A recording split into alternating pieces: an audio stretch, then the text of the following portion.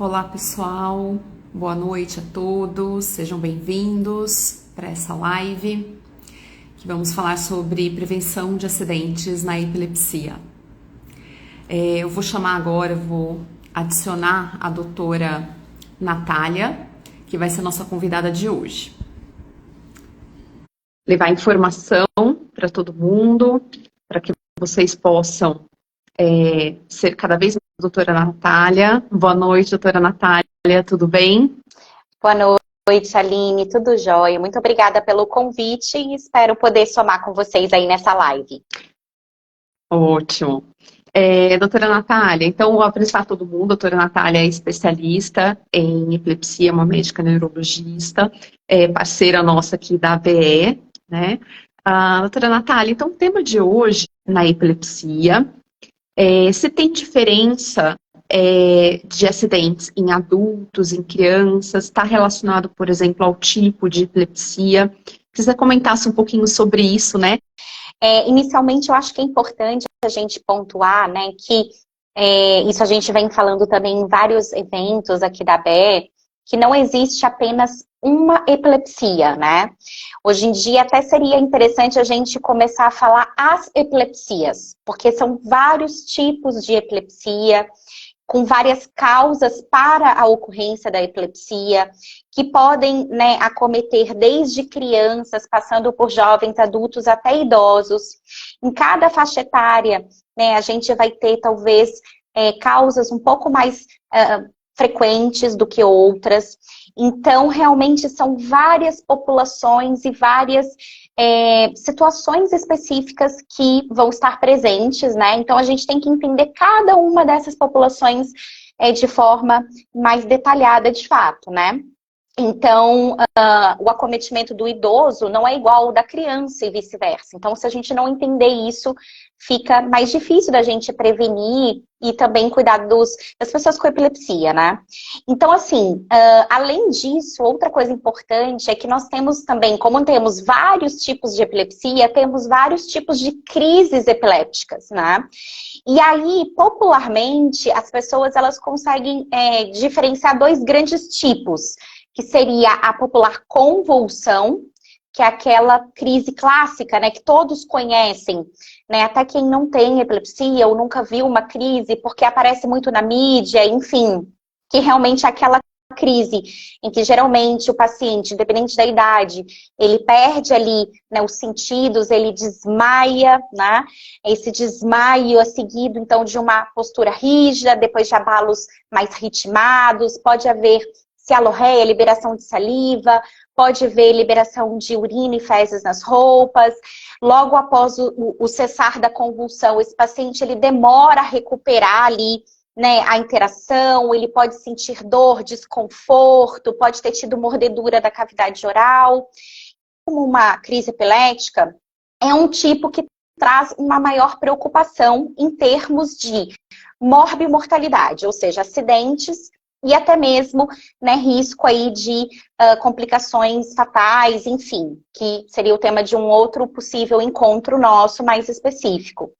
Só que nós não temos necessariamente apenas a convulsão, nós temos outros tipos de crise também. Isso a gente nunca pode perder da mente, né? Porque senão a gente vai só conseguir definir, categorizar e verificar a convulsão, e não é apenas a convulsão.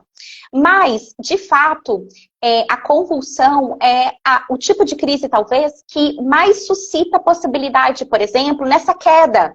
A pessoa cai ali da altura, pode ser da sua própria altura, mas isso pode levar a um traumatismo crânioencefálico, isso pode levar a uma fratura, isso pode levar a um deslocamento de membro, por exemplo, o membro superior, o ombro. Isso pode levar, vamos entender talvez que essa pessoa estava numa situação de água, numa banheira, numa piscina, no mar, pode levar a uma situação de afogamento, né, involuntário, já que ela está numa situação de maior vulnerabilidade. Então, sem dúvida nenhuma, a convulsão é sempre uma situação, né, que a gente tem que tomar um pouquinho mais de cuidado. Então, existem tipos de epilepsia que acabam evoluindo com mais frequência de crises epilépticas conhecidas popularmente como convulsão. Então, nesse contexto, a gente tem que ficar atento, né? E sem dúvida nenhuma, uma grande preocupação nossa é o afogamento, né? Eu até peguei um dado da literatura para a gente falar sobre isso, que o risco é de 13 a 19 vezes maior nos indivíduos, né, que possuem a epilepsia do que na população geral para afogamento. Então, isso é muito considerável. Depois a gente vai falar um pouquinho das medidas preventivas, das possíveis restrições, mas eu acho que, assim, o objetivo nosso é trazer essas informações para que a gente possa pensar junto e para que a gente possa criar estratégias, né, não de privação, mas de atenção e cuidado para com essas pessoas, para a gente evitar essas situações e esses desfechos que podem ser fatais, né? Um afogamento pode realmente vir a levar o óbito do paciente. Então, acho que isso é muito importante da gente ter em mente também, né? Claro que existem outros tipos de crises, né? Por exemplo, as crises em que a pessoa, independente da idade, com epilepsia, ela fica fora do ar, ou seja, ela não contactua, ela não responde, ela não sabe onde ela está, ela não interage. Essas crises, elas podem, por exemplo, num adulto que está na direção de um veículo automotor, que a gente até já tratou em outra live aqui na BE esse ano, pode levar a um acidente, né? Perder a dirigibilidade, a própria pessoa ter o acidente, né? Então, bater contra um obstáculo e isso levar a ferimentos, traumatismos, fraturas, etc. Ou pode levar também a situações como atropelamentos, enfim, outros desdobramentos maiores aí na vida social. Então, só para a gente também pensar aquele outro lado. Então não é convulsão, tá tudo bem, o risco é menor. Não é bem assim, né? Então tudo vai depender do quê? Quem é essa pessoa com epilepsia? Qual é a atividade dela, né? Qual é a participação na vida dessa pessoa? Claro que, igual eu disse, aqueles que estão, por exemplo, com direção, trabalhadores que operam máquinas pesadas, né? Então, algumas ocupações, algumas profissões talvez demandem um risco maior, mas a gente vai falar também o que tem a ver muito com isso já já. Então, assim, tudo isso é para que a gente fique atento, né? As crianças, por que a gente tem uma preocupação muito grande com as crianças? Já seria uma outra forma de pensar. Seria a seguinte forma: as crianças geralmente apresentam epilepsias, né? Uma parte delas, claro que não todas, mas de epilepsias de mais difícil controle, que precisam de mais medicamentos ou outros tratamentos associados. E essas epilepsias de difícil controle geralmente têm uma frequência maior de crises, né, epiléticas, e também mais popularmente conhecidas como convulsão, que a gente acabou de falar aqui, tem um risco maior. A própria convulsão, ela pode, quando eu estou tentando ajudar alguém que está tendo a convulsão, eu posso prejudicar essa pessoa. Então, daqui a pouco a gente pode falar também sobre isso, que é algo importante. Porque, às vezes, uma pessoa que está tentando ajudar pode piorar ali em termos de deslocamentos de ombro, de clavícula, questão da proteção da cabeça, pior ali levando a um TCE, um traumatismo crânioencefálico. Então, essa população infantil, ela é acometida por tipos de epilepsia, muitas das vezes com um tipo menos favorável, que é a convulsão de crises epiléticas, e com uma frequência maior das crises. E esse ponto é um ponto que sempre vem à tona, né, nas discussões. Quando a pessoa ela tem muitas crises, ou as crises não estão controladas, ou se está tentando ainda nesse processo de tratamento um melhor e maior controle das crises, esse é um fator de risco muito importante. Porque se eu tenho muitas crises descontroladas, isso aumenta a minha chance, né? Porque, infelizmente, como eu disse, a gente também nunca sabe quando vai ocorrer a crise, onde que a pessoa vai estar, em que situação, se ela vai estar em risco ou não, se ela vai estar vulnerável ou não. Então, a frequência das crises é algo muito importante também, não só o tipo de crise, né, mas a frequência das crises e quem é essa pessoa, né? A que situação ela está mais, vamos dizer assim, exposta ali, ou qual situação que ela está vivendo que pode favorecer ou não, né, talvez acidentes ou até outros desfechos menos favoráveis aí. Exatamente. Eu vi muitas pessoas aqui comentando da questão, por exemplo, de risco, de crise, acidente, por exemplo, na academia, né, fazendo uma esteira ou pegando algum peso muito grande. Pessoas que disseram que teve acidente, né, andando de bicicleta. Aí eu lembrei também de criança, né, às vezes criança pode ter, às vezes, uma Sim, crise de ausência andando de bicicleta, andando de patins, skate. E perguntaram também se a CNPP também tem esse risco, né, as crises psicogênicas. Se também tem esse sim. risco de acidente ou só crise epiléptica mesmo. Sim, então isso é muito importante, né?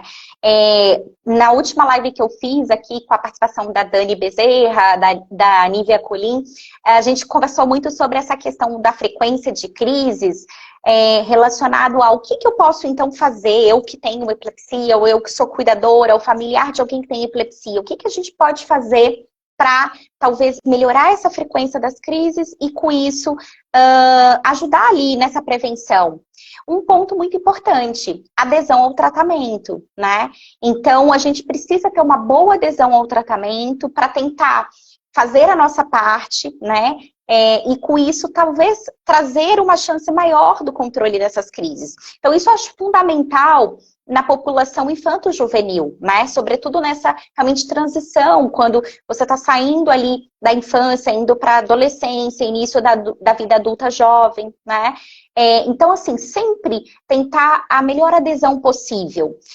Os fármacos, claro, né, são terapias super importantíssimas, válidas, porque é o tratamento realmente de primeira linha ali, que ajuda muito no controle das crises. Lembrando que também até 70% das pessoas com epilepsia controlam, né, suas crises com o uso de fármacos, né, a terapia medicamentosa. Então, importante essa adesão. Então, qual que ficam as dicas aqui? Converse com o seu médico, converse com a equipe que te acompanha, né?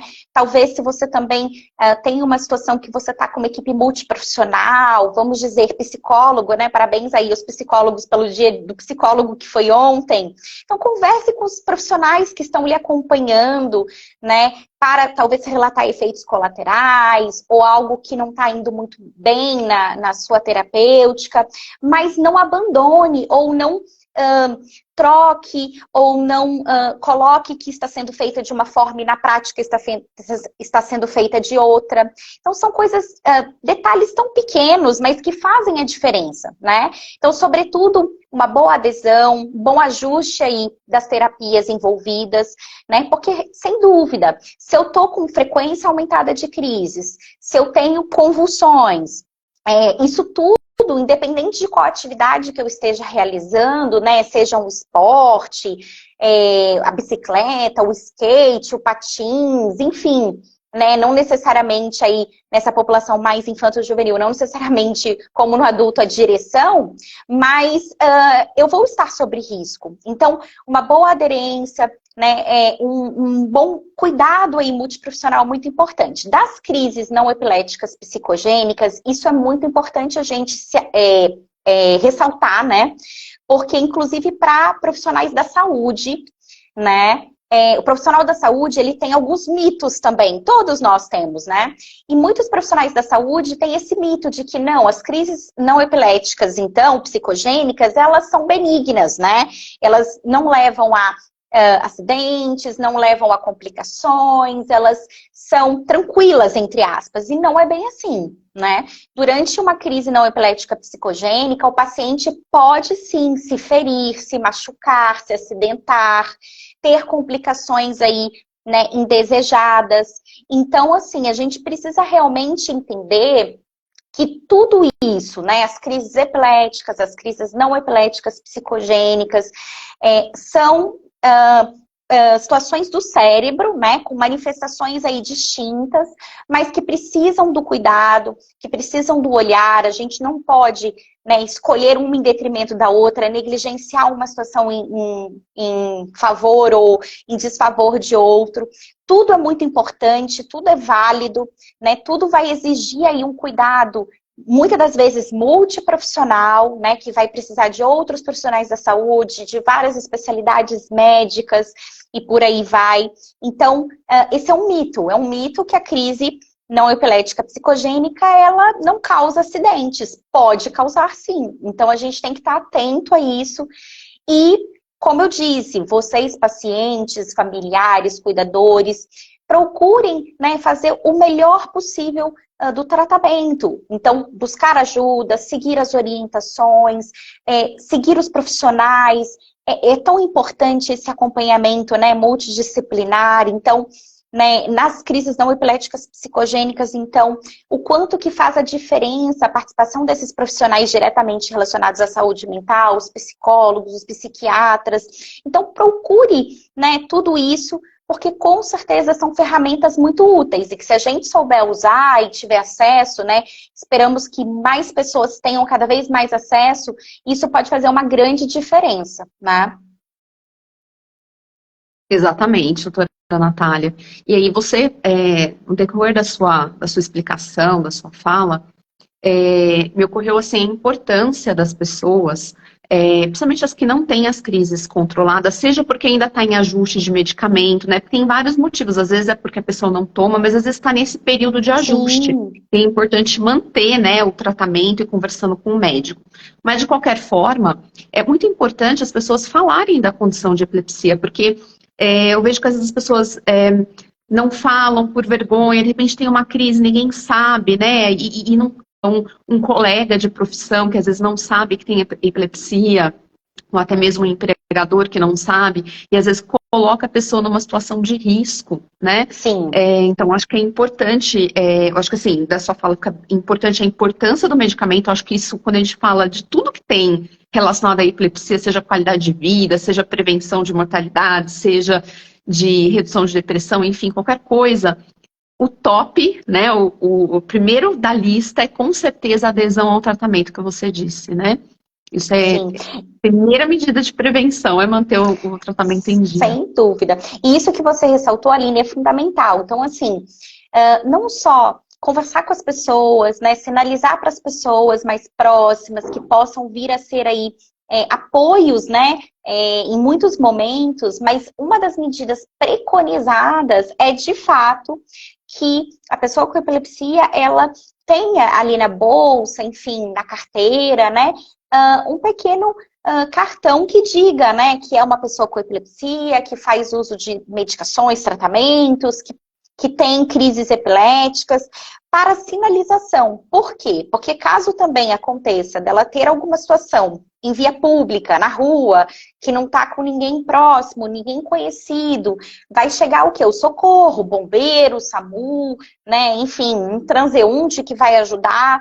E se for localizado, né, essa carteirinha, enfim, essa comunicação que indica, né, que aquela pessoa, então, tem epilepsia, tem as crises e pode, enfim, evoluir ali com uma situação nesse contexto, isso pode facilitar essa ajuda, facilitar, né, todo esse processo de socorro, dos socorristas, né, dos paramédicos. Então, assim, é importante isso, né? A gente tem que pensar nessas estratégias, diminuir esse estigma mesmo, falando sobre a doença, falando sobre a necessidade das pessoas com epilepsia serem incluídas em sociedade, né?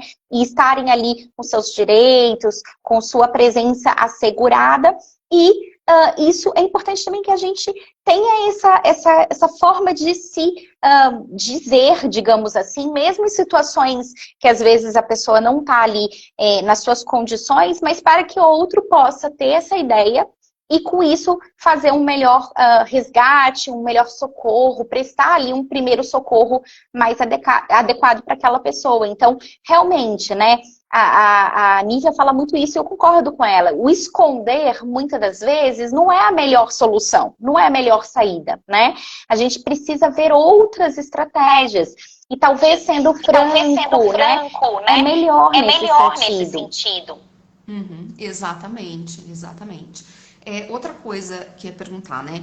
Os acidentes relacionados à epilepsia estão relacionados intimamente com o período da crise, ter crise, ou também pelo medicamento, ou por alguma outra comorbidade que possa ter, que também possa aumentar essa suscetibilidade a acidentes. Eu falo porque às vezes a pessoa fica só preocupada, tô com a crise controlada, então não tem que me preocupar com o acidente. Essas pessoas estão com as crises controladas. Eu sei que é o primeiro método de prevenção. Mas, mesmo assim, há um risco maior em relação da condição de epilepsia em si? Esse é um ponto importante, né? Então, se a gente pensa mais amplamente, é possível, sim, mesmo com as crises controladas, que você tenha ali, que a pessoa com epilepsia possa ter, né? Porque é probabilidade, ocorrência de acidentes e outras questões associadas. Tudo isso que você falou leva-se em conta. Então, efeito colateral de medicações, às vezes de soma de medicações, quando é necessário mais de uma medicação para o tratamento.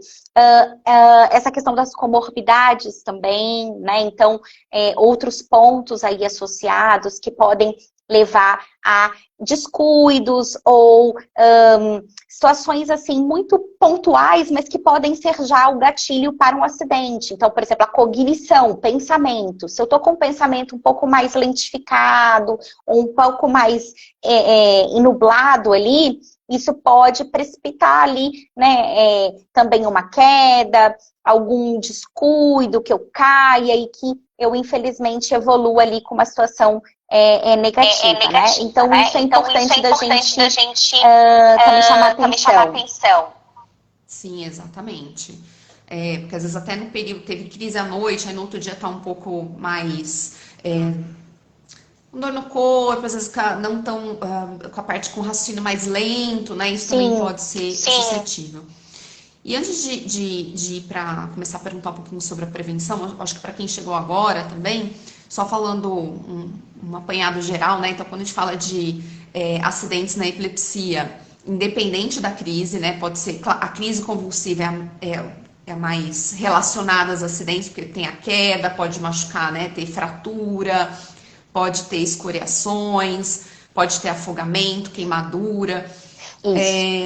Mas também a epilepsia, outro tipo de crise, como crise de ausência também, né? A pessoa pode, de repente, perder o controle de uma direção, tá andando de bicicleta, cair, enfim.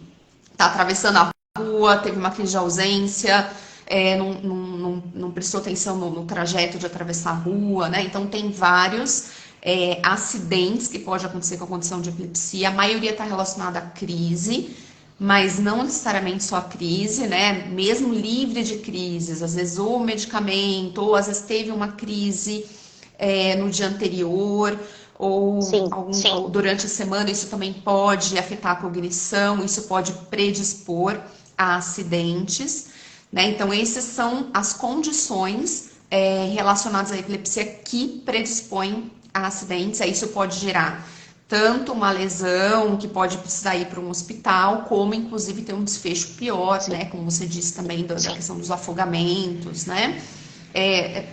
Ficou faltando mais alguma coisa, doutora Natália, para a gente só dar uma listada, né? Depois o vídeo fica disponível para eles.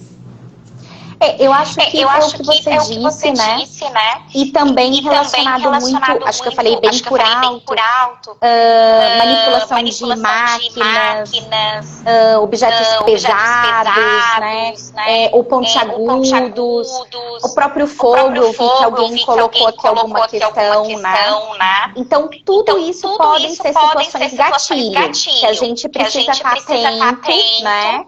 E na exposição, tomar algumas precauções para não ter um acidente. Exatamente. Bom, conhecendo então esses riscos e essas causas de acidente, o que a pessoa, né, tanto a pessoa com epilepsia quanto os familiares, os cuidadores, podem fazer para prevenir, né, para reduzir esses acidentes, sem, claro, né, na medida do possível, manter a sua independência, né? Quais as dicas, né? Quais as orientações que você poderia dar para eu acho que Eu acho importante a gente frisar isso, né? Que os acidentes podem ocorrer? Podem ocorrer com qualquer pessoa. Há um risco maior nas pessoas com epilepsia? Há um risco maior. Mas isso não pode ser um fator também para uma restrição total dessas pessoas. Isso não faz sentido, né? Então é muito interessante porque a maioria dos indivíduos com epilepsia, eles não vão ter uma necessidade de uma restrição agressiva, de uma restrição que limite sua ida e vinda, suas atividades, né, sua produtividade, sua qualidade de vida e sua vivência. Então, isso é muito importante. Também não podemos ir aqui do 8 ao 80, não é esse o intuito, né? E, claro, o que a gente precisa assegurar? Medidas de proteção. Então, a gente tem que tomar medidas de proteção para que essas pessoas, então, vivam suas vidas o melhor possível, né? Sobretudo, claro, né, quando a gente tem crises não controladas, mais convulsão, como a gente acabou de dizer, mas é prevenção e proteção, pessoal. Então, por exemplo, né, alguns pontos que a gente acabou de falar. É uma pessoa com epilepsia que tem ali uma profissão, uma demanda, né, operacional, enfim, de máquinas pesadas, de situações que podem levar a algum tipo de acidente, né? Não seria interessante realmente conversar sobre isso e talvez fazer aí uma realocação de posição na empresa, na indústria, na firma, né? A gente precisa ter isso jogar muito limpo, ser muito franco, porque isso tudo pode ser conversado, ajustado, para trazer aí proteção para aquela pessoa e também evitar acidentes, porque não é do intuito de ninguém que isso possa acontecer, né? Outro ponto interessante é a questão da água, né? A questão da água é um ponto fundamental. E, por exemplo, não é só piscina, mar, esportes, né? Mas o banheiro, né? Tudo bem que aqui no Brasil a gente tem em termos assim, se a gente for olhar Estados Unidos, Europa, a gente não tem tanta banheira, né? Não é um hábito nosso usar a banheira. Mas, por exemplo, para as crianças, né?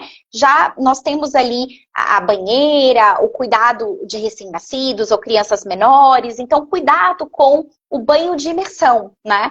Para que a gente não tem ali um acidente, um afogamento. Que cuidado pode ser esse? A supervisão. Então, a supervisão de um adulto, de alguém que possa estar ajudando ali, né, a criança, o adolescente, o recém-nascido, os pequenininhos, né, menorzinhos, realmente não desassistidos nunca, ou não com talvez uma outra criança, ou um outro adolescente, mas sim com um adulto que possa estar ajudando, que possa estar realmente, né, ali socorrendo caso necessário. Então, essa supervisão, mas que seja uma supervisão que realmente traga ali benefícios nesse sentido, né? Então, vamos restringir plenamente? Não, claro que nesse contexto, esportes de alta performance, né? Talvez não seja por aí a nossa indicação. Vamos pensar numa outra atividade que seja interessante, que seja bacana. Precisa ser realmente na água, né? Não tem algo que a gente possa fazer que seja tão bacana quanto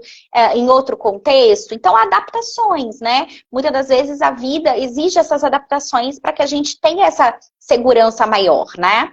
Falei também um pouquinho antes, uso de objetos pontiagudos, facas, tesouras, enfim, né? Claro que isso é do nosso dia a dia, a gente vai precisar usar isso, mas talvez a gente possa fazer pequenas adaptações, né? Tesouras com as pontas mais rombas, será que, né, facas realmente tão, né, potentes? Então, assim, claro que se é uma adolescente, né? Criança nem digo, mas um adolescente, enfim, não pode estar com o auxílio de alguém mais experiente, que possa auxiliar ali naquele contexto. Então, é o chamado bom senso, né? Então, se a gente tiver o bom senso, a gente vai conseguir saber adaptar, saber proteger e não simplesmente restringir ou falar que não pode, porque também não é por aí. Ainda mais o adolescente, o adulto jovem, ele vai questionar e ele vai, né, ele não vai aceitar. Então, adianta a gente ficar medindo força? Você não pode. Não adianta. A gente tem que achar uma outra via, um consenso, uma via do meio ali, para levar ali aquela pessoa, adolescente, adulto jovem, né, a se prevenir, mas sem também simplesmente obrigá-lo ou impor algo que não vai ter sucesso e vai ser contra-eficaz, na verdade, né? Aquela questão de sinalizar que tem as crises, que tem epilepsia, que faz uso de medicação, quais medicações, né? E andar com isso não é vergonha, pelo contrário, isso pode ser salvador, né? A gente falou muito também recentemente sobre as doenças ocultas, né? Então, por exemplo, o pessoal do autismo tem o quebra-cabeça, que é classicamente agora já muito associado ao autismo, mas a epilepsia não tem, né? O quebra-cabeça, é uma doença oculta muitas das vezes. Claro que tem aqueles indivíduos com autismo e epilepsia, mas é aqueles que não têm o autismo. Então, tem, para as doenças ocultas, o girassol, né? Então, o girassol, ele sinaliza ali que há alguma questão de saúde naquele indivíduo, criança, adulto, adolescente, enfim. Então, a gente precisa realmente incentivar que as pessoas usem esses mecanismos, né, de manifestação, porque isso pode ser muito interessante, como a gente disse, num primeiro socorro, numa ajuda ali para quem não está inteirado sobre o contexto, né? Então, acho que são algumas dicas, né? Eu acho que não se esgota aqui, claro que não se esgota, mas sempre de expor de forma adequada, claro, com pessoas também, né, que tenham ali um entendimento sejam mais abertas, né, porque isso é importante também, mas que a gente coloque as condições, coloque as necessidades, faça as adaptações, faça, né, as melhorias, isso traz benefício para todos, é bom. Hoje em dia a gente vê também que está crescendo muito essa questão, né, da inclusão, da diversidade, né, a própria sociedade já entendeu que é necessário isso. Então, nada mais do que incluir também as pessoas com epilepsia nesse contexto, com bom senso, né, com conversa, diálogo, comunicação, isso tudo é muito importante e depende da gente também esse movimento, né? Sair das sombras mesmo, a epilepsia fora das sombras, de uma forma, né, adequada para que a gente possa também se fazer ouvir, para que a gente possa ter aí os direitos assegurados. Isso é um processo, claro, demanda, né? Mas se a gente for passo a passo, a gente consegue chegar lá. Exatamente. Eu acho que primeiro é falar, é tirar das sombras, exatamente como você disse, doutora Natália. E essa questão de sinalizar, né? Eu acho que, vamos lá, medicamento, tomar o medicamento certo, avisar as pessoas, né, próximas que têm epilepsia, porque já sabe dar os primeiros socorros. Você falou do banho, né, da supervisão, não trancar a porta. Algumas pessoas colocaram assim, olha, não trancar a porta. Eu, às vezes não tomo banho com a porta aberta, ou com alguma pessoa, minha filha toma, sempre tá perto, caso eu tenha uma crise, né? Esse cuidado, né, com a hora do banho. Mas também não restringir, por exemplo, piscina também, né? Então, quer dizer, uma pessoa com epilepsia nunca pode nadar, não pode enfim, no mar, ou coisas assim. Às vezes é o que você disse, né? Da adaptação. Tem que ter alguém junto também, caso ela tenha uma crise, para poder dar os primeiros socorros, né? Para não ocorrer um afogamento, né?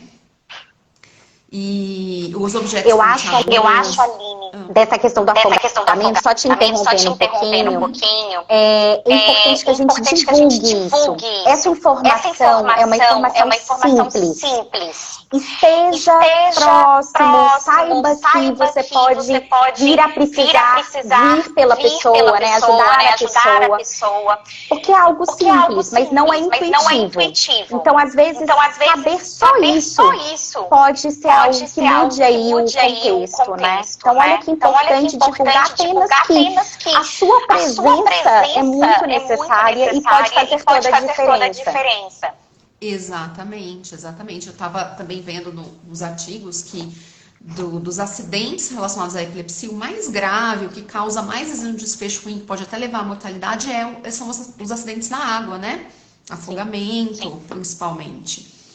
Então realmente a gente tem que divulgar bastante. Depois a gente vai fazer um post para a BE, fazendo um resumão da live. Vamos colocar essa informação para ninguém esquecer mesmo, né? Isso é importante. E dos objetos pontiagudos, né? Tentar sempre. E aí, quando falo em objeto pontiagudo, pense assim, não só faca, pérfuro cortante, mas até mesmo os móveis do quarto, né? De repente, todas pontiagudas, de repente usar aquele móvel que tem a parte mais arredondada, tentar ter mais espaço, não, na medida do possível, não colocar muita coisa no quarto, porque você pode ter uma crise e de repente tem um monte de coisa em cima da mesa que eu caio em cima de você.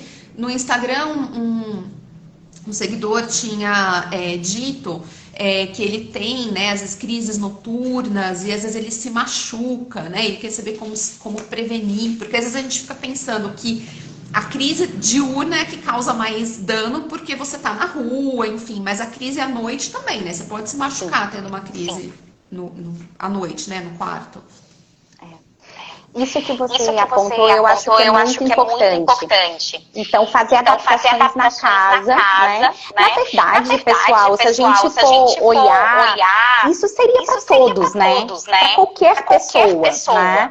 Porque isso, na verdade, é realmente qualidade de vida, né? Então, assim, se a gente pudesse ter esse cuidado com os cantinhos, mesa, cadeira, enfim, né? Para que não se acidentasse. Essa questão de deixar um local mais livre, né? A chamada rota de fuga. Então, tem que ter passagem, não pode ser tudo, né, cheio de coisas para obstruir, né? Então, isso, na verdade, é uma informação para a população em geral também, né?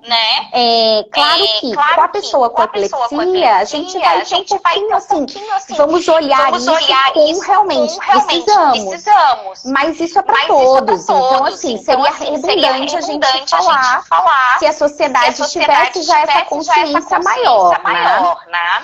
E com relação às crises noturnas, eu acho que é fundamental a gente colocar, principalmente porque se essa pessoa, ela realmente está numa situação, por exemplo, que ela mora sozinha, que ela não tem ninguém ali que possa, né, ajudá-la, né, naquele contexto, no pós-crise, isso aumenta uma série de riscos, né? Não só de acidentes pela própria crise, mas até de morte súbita em epilepsia, né? Que é a SUDEP. Então, realmente, crises noturnas, sobretudo a convulsão, aí nós vamos puxar para esse tipo específico de epilepsia, pode trazer mais riscos, né? Então, assim, criança, adolescente, a gente orienta muito o quê? Ter, às vezes, a babá eletrônica, né? Então, o pai, a mãe tá no quarto ao lado, ou um irmão mais velho, né? Mais realmente possível de ser responsável estar num quarto ao lado, mas tem a babá eletrônica, seja de som, seja às vezes de vídeo, que ajuda, né, que percebe ali que algo está acontecendo e vai prontamente, né, socorrer, atender e estar com a pessoa ali naquela situação, ajudando-a. Por exemplo, para a SUDEP a gente já sabe que só o fato de chegar alguém e emitir, né, chamar pela pessoa que está tendo a crise já reduz o risco dela realmente evoluir para a morte súbita, né, na epilepsia. Então, é o que eu falei, a presença, né? Então, a gente tem que divulgar isso, que você não pode deixar alguém tendo uma crise epilética, seja ela qual for, sozinho. Isso é até uma questão de empatia e humanização e humanidade, né? Não deixe a pessoa sozinha. O fato de você estar presente ali pode ser algo que muda a perspectiva dela para dali para frente, né?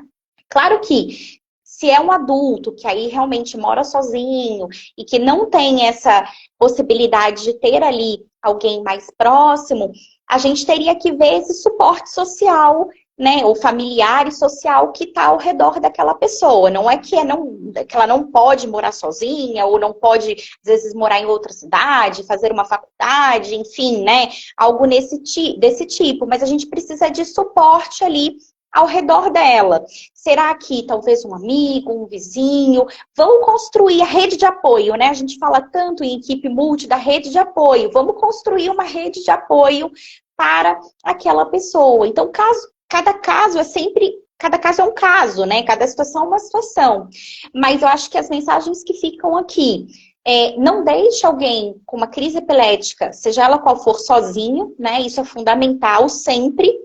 E aquelas pessoas que talvez precisem aí construir essa rede de apoio, isso faz diferença também. Não só para, né, o caminhar com a epilepsia muitas das vezes, mas para evitar os acidentes, evitar a morte súbita em epilepsia, né? Então, realmente, o momento noturno é um momento de maior vulnerabilidade, fragilidade. Mas nós temos que pensar como nós vamos lidar com essa situação, né? O que é possível a gente, então, criar aqui como estratégia. E, por exemplo, mesmo às vezes, né, eu já tive paciente assim, que o companheiro ou a companheira não tinha informações sobre, né, o que fazer ou observar ali durante a crise, como proceder. Então, assim, também é importante, porque às vezes existe ali a presença, mas a pessoa que está presente, que pode ajudar, não sabe nada, não consegue ajudar, porque fica impactada, não foi orientada. Então, a gente também tem que orientar, né, as pessoas que podem auxiliar, enfim, para que elas saibam como fazer e como ajudar, né? Então, isso é muito importante também. Exato. E falando nessa questão que você tocou de não deixar a pessoa sozinha, saber dar os primeiros socorros, você tinha comentado um pouco também que às vezes a forma como você dá o primeiro socorro, se você não faz corretamente, você pode também predispor a acidentes. Queria que você comentasse um pouquinho sobre isso. Eu acho que isso é fundamental, porque às vezes, claro que a gente quer ajudar, né? Tem aquela ânsia, mas se eu não souber fazer adequadamente, eu posso piorar a situação, e isso não é legal, né? Então, assim, como eu disse, se você está presenciando uma crise epilética de uma outra pessoa, primeiro, você tem que realmente ter calma, né?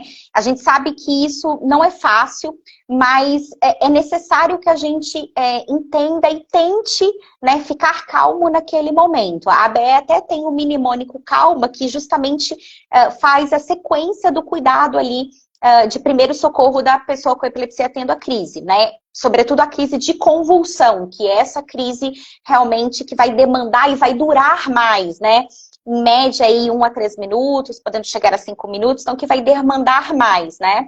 Então, o C, colocar a pessoa de lado, né? Então, lateralizar o corpo, né, da pessoa, porque a gente não precisa ter medo, vai enrolar a língua, vai afogar com a saliva, né? Vou colocar a mão na língua para desenrolar. Não, isso é mito também. Isso é mito. Não funciona dessa maneira. Quando eu viro de lado a pessoa, é para quê? Justamente para que, se tiver saliva, escorra, né, para o lado. Então, não vai ter problema ali com a saliva.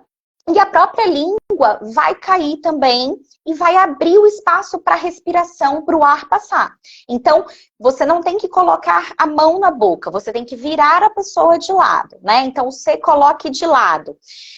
O A, apoiar. Apoiar o quê, gente? A cabeça, porque a cabeça é muito importante, né? Então, nas quedas, claro, fraturas, né, deslocamentos, temos uma série de questões ortopédicas aí como consequência, né, das crises. Mas muito trauma crânioencefálico, bate a cabeça no chão. E isso é muito ruim, porque, inclusive, futuramente, né, pode ser um fator agravante para que a própria crise epilética se perpetue e a própria epilepsia venha a se instalar ali como uma epilepsia ali pós-traumática, pós várias quedas, vários traumas, etc.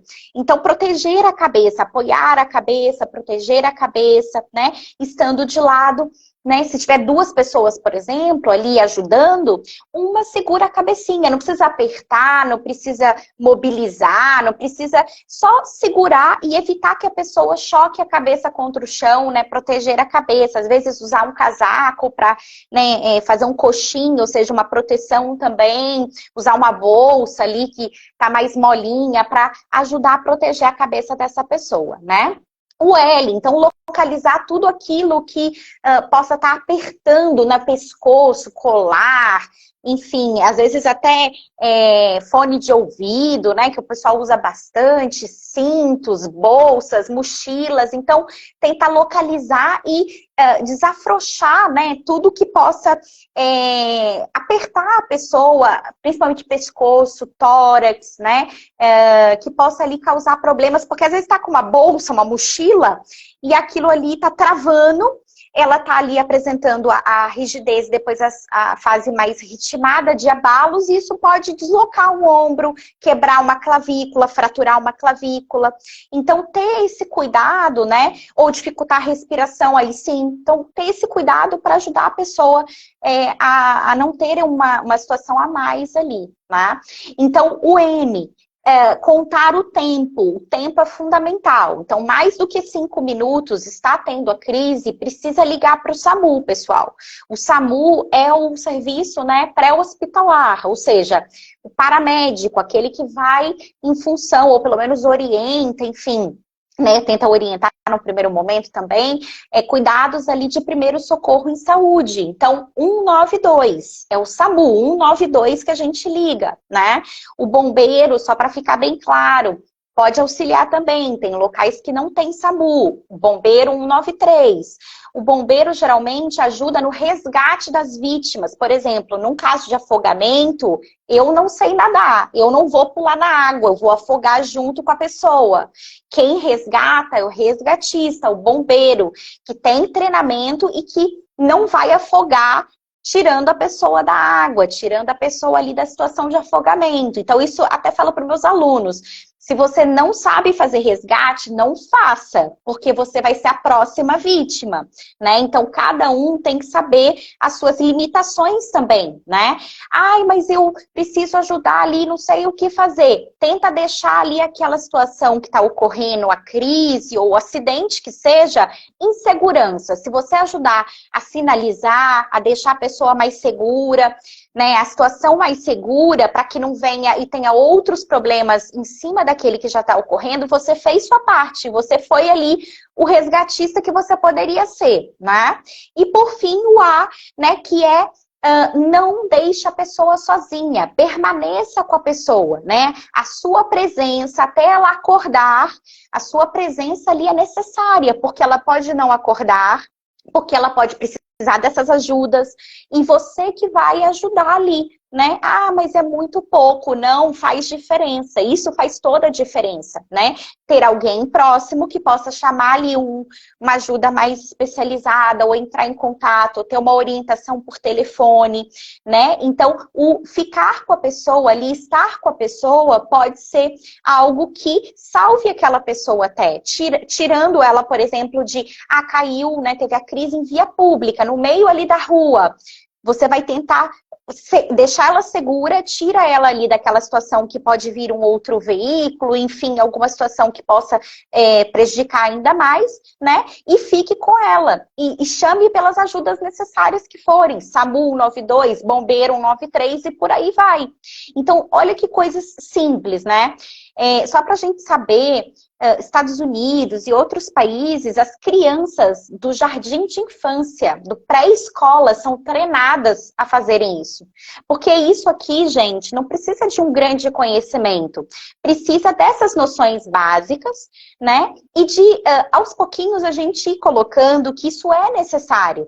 Então, para a gente manter a nossa calma, para a gente tentar treinar também o nosso emocional, porque às vezes a vida de alguém vai depender da gente fazer isso. Tomar essas atitudes certas na hora certa. Então, a gente também tem que se treinar, porque pode ser um familiar, pode, mas pode ser outra pessoa também. Então, se treinar, né, para, às vezes, ajudar também. E uma hora, talvez, ser ajudado, né? Então, acho que isso tudo é muito importante. Exatamente, doutora Natália. Eu acho que assim, o protocolo Calma já ajuda assim, muita parte da prevenção.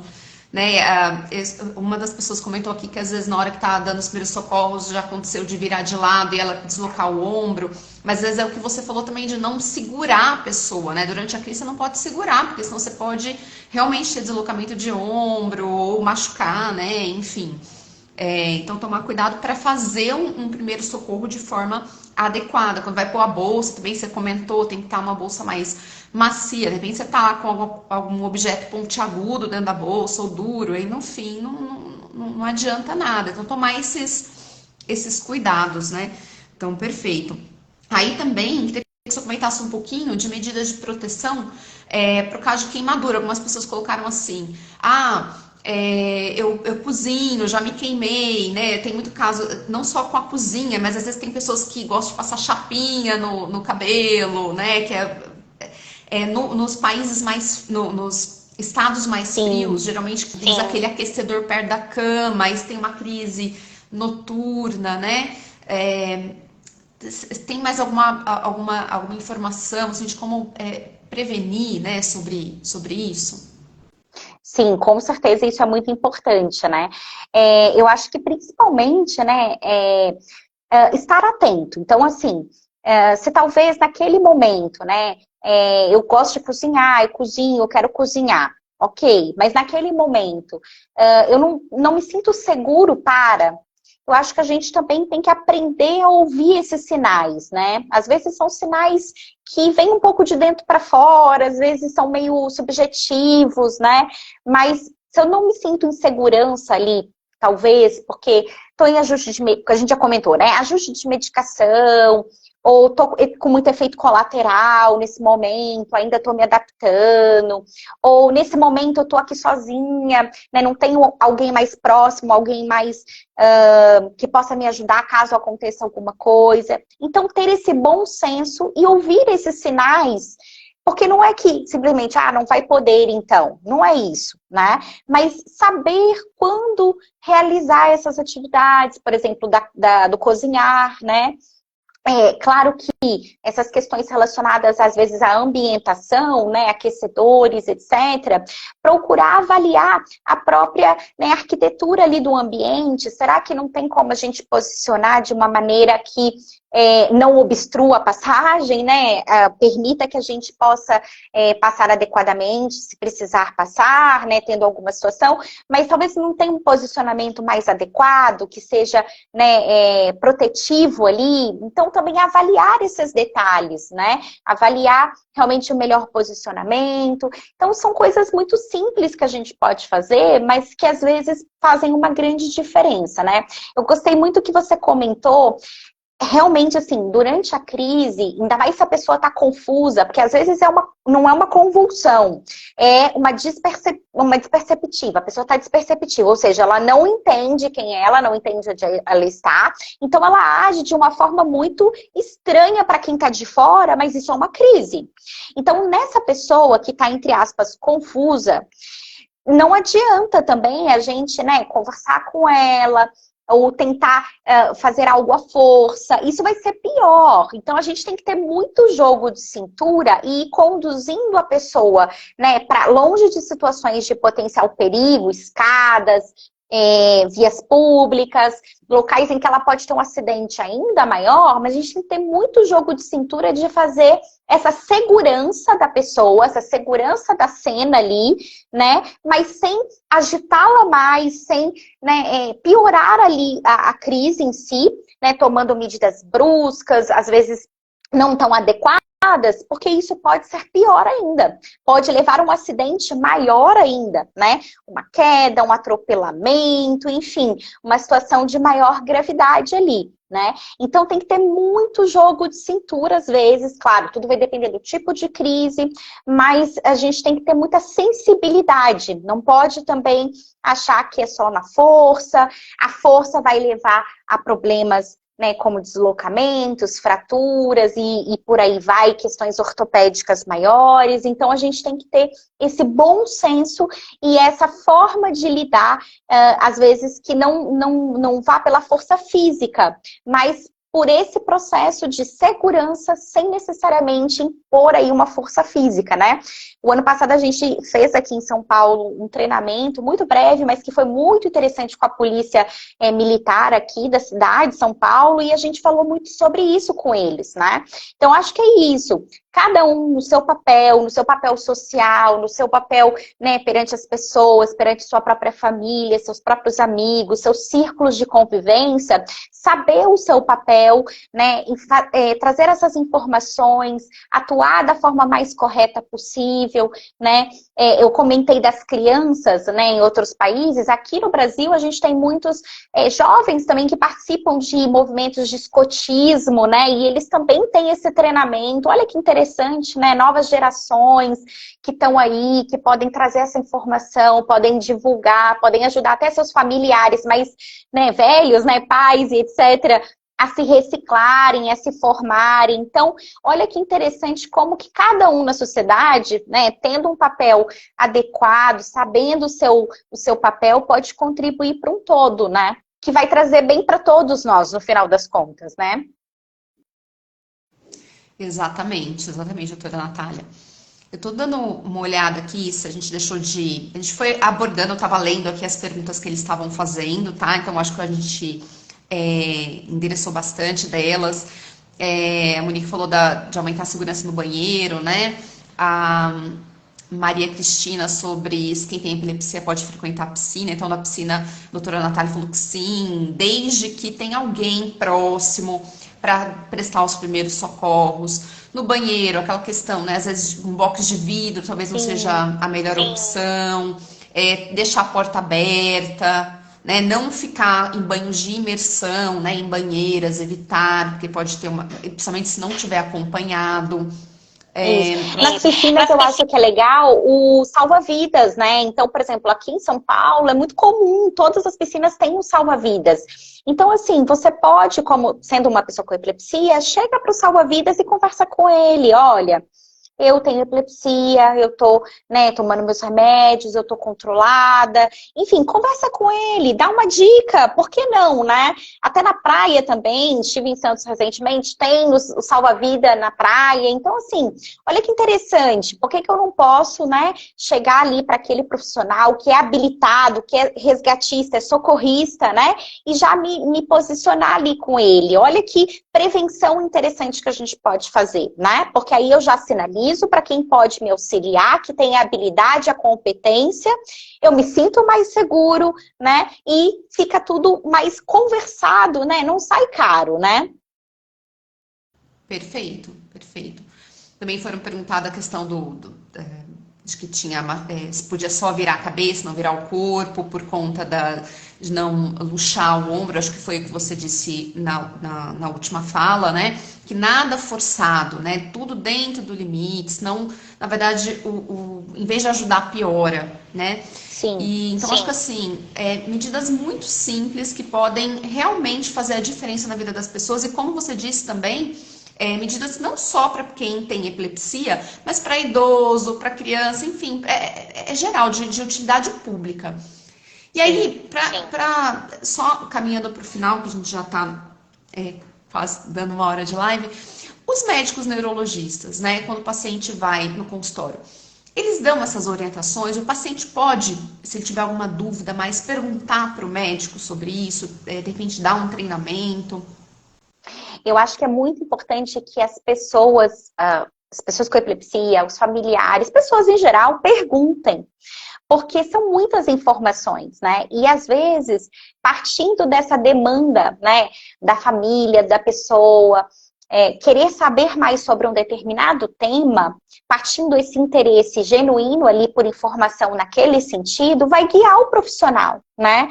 Olha, talvez aqui seja um momento oportuno, então, para a gente falar sobre isso. Então, eu acho que, mesma coisa, não tenham medo de perguntar, de se informar, né, de trazer essas questões. Numa consulta, talvez, num encontro, numa terapia, vai vir uma determinada situação, e outro vai vir outra. Então, eu acho que é isso mesmo, é uma troca, é uma conversa, um diálogo, né? Não pode ser um monólogo, né? Tem que ser ali uma troca. Então, tragam, anotem, né? Anotem as perguntas. Às vezes são muitas, vamos devagarzinho. Hoje a gente vai responder tantas, para a próxima a gente responde mais tantas. Então, acho que é importante essa troca. Inclusive, passa para quem está, né, no outro lado, olha, essa pessoa, essa família está interessada, olha que bacana, vamos ajudar, né? Talvez a gente saiba aí outras ferramentas de auxílio, vamos indicar então. Então, é importante essa troca, né? Então, acho que trazer as perguntas, trazer essas questões pode ser muito enriquecedor, sim. E só para complementar uma outra coisinha que eu me lembrei, questão, por exemplo, de uma pessoa com crise, né, epilética, cadeirante. Isso é muito importante, né? O que fazer se uma pessoa cadeirante está tendo uma convulsão, né? Então, o primeiro passo, tirar a pessoa da cadeira, porque ela vai cair da cadeira. E isso vai ser ruim, a gente já entendeu que queda não dá, bater a cabeça, vamos evitar. Então, tira a pessoa da cadeira, coloca ela numa superfície plana, pode ser o chão, claro que se for um local que tenha, né, mais proteção, não diretamente sobre o chão, melhor, mas às vezes não vai ter muito o que fazer, mas tire ela da cadeira, protegendo a cabeça, né, virando mais de ladinho para que caso tenha alguma questão de saliva não haja sufocamento. E posicione numa situação plana, que geralmente vai ser o chão mesmo, né? Mais fácil da gente posicionar, lateralizado, conta o tempo, protege a cabeça, protege de qualquer outra coisa que possa restringir e, enfim, prejudicar a pessoa, né? E conta o tempo, não sai de perto, fica, sua presença é necessária, 3 minutos, ok, finalizou. E aí a gente então vai ver os próximos passos a seguir, que sejam necessários ou não. Mas muito importante, retirar, né, a pessoa cadeirante ali que está tendo a crise da cadeira. Porque pode ser um fator a mais para queda, um fator a mais para questões associadas. Então isso é muito importante, né? As pessoas, né, com deficiência são muito importantes para nós. Aí tivemos a semana da pessoa com deficiência também semana passada, né? Então vamos relembrar isso aí. Perfeito, acho que crucial essa informação. Acho que muitas às vezes não sabiam, né, como lidar com um cadeirante tendo crise. Nossa, ótimo. Perguntaram assim, tenho crise não controladas, eu posso andar sozinho. Acho que a doutora Natália deixou bem claro que não é para se restringir, não é para limitar, mas é para ter o cuidado. Então anda, por exemplo, com um cartão de identificação, tá? Então o importante é ter segurança, não é limitar, o objetivo aqui não é limitar. Eu acho que ficou claro assim, a importância da conscientização. Quanto mais soubermos, tivermos conhecimento sobre a epilepsia, né, quanto mais vocês tiverem esse conhecimento, mais empoderados vocês ficam, mais vocês conseguem gerir a epilepsia, né, e as epilepsias. Doutora Natália, muito obrigada, tá, pela presença, suas informações foram ótimas, foram excelentes, eu acho que a gente saiu daqui muito melhor, muito mais esclarecidos. Vamos tornar esse tema, né, dos acidentes, mortalidade, enfim, mais light, porque o intuito aqui é a gente se prevenir, né, e para prevenir a gente precisa falar do assunto, né, e é isso que estamos fazendo aqui, muito obrigada. Com certeza. E só pegando esse último gancho né, que você vai levar, então, uma carteirinha dizendo que você tem epilepsias, crises, faz tratamento. Se possível, coloque também um número de alguém de confiança, pai, mãe, companheiro, companheira, amigo. Enfim, coloque o número, um telefone de contato de alguém de confiança, né? Que possa ser chamado aí em algum momento para estar ajudando, para, né, te ajudar também. Então, olha que coisas simples, né? Que todos, eu vou frisar isso aqui, que é muito importante. A gente está falando para o público, as pessoas com epilepsia e familiares, mas isso é para todos, pessoal. Isso daí deveria ser qualquer indivíduo, né? São medidas básicas que podem ajudar em situações, né, diversas aí. Então, claro que aqui no nosso intuito de tratar e cuidar das pessoas com epilepsia, trazendo qualidade de vida e etc., vai fazer mais sentido, mas na verdade isso a gente não deveria estar falando, né, entre aspas, para pessoas com epilepsia, a gente tem que estar falando isso para todos, né? Então, um telefone de contato, né, alguém que possa vir a seu encontro ali, te ajudar em situações de acidentes e emergências, isso é muito importante e faz diferença, né? Exatamente. Então, pessoal, muito obrigada pela presença de todos, tá? Eu acho que a gente tentou responder a todas as perguntas. Obrigada pela participação, sempre estão conosco se informando nas lives. Muito obrigada, boa noite a todos. Boa noite, doutora Natália. Mais uma vez, muito obrigada. Obrigada, Aline. Obrigadão. Boa noite.